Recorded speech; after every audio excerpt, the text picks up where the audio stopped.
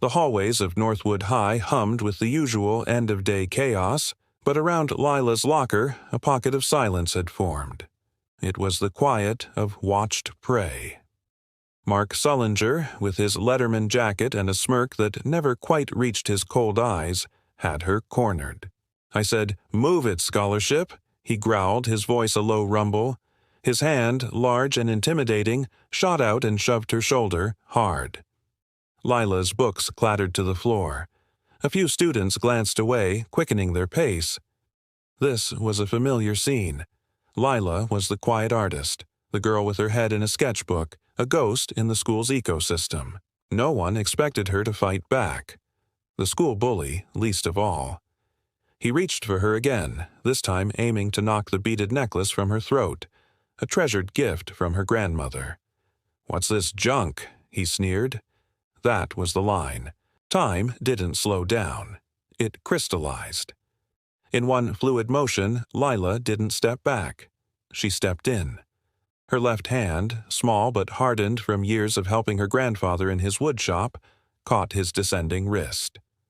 Her thumb found the pressure point precisely, a trick her grandfather had taught her for self-defense, a legacy from his own youth in a different kind of tough neighborhood. Mark's smirk vanished, replaced by a flicker of shock. He tried to pull back, but her grip was a vice.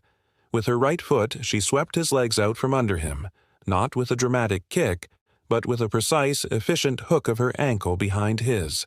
It was less a fight move and more a principle of physics, leverage over strength. He fell, not in a cinematic crash, but in a heavy, undignified heap on the scuffed linoleum. The entire sequence, from his grab to his fall, took less than 10 seconds.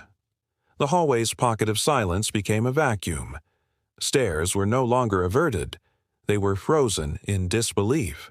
Lila didn't stand over him. She didn't gloat. She simply knelt, gathered her scattered books and the necklace he'd tried to grab, and stood up. She looked down at Mark, who was still on the floor, more stunned by the humiliation than any physical pain. Her voice was calm, barely a whisper, yet it carried in the stunned quiet. "My grandfather always said a bully is just a weak person pretending to be strong. Don't pretend with me again." She turned, walked down the suddenly parting hallway, and left him there, a fallen giant in a world that had just irrevocably shifted.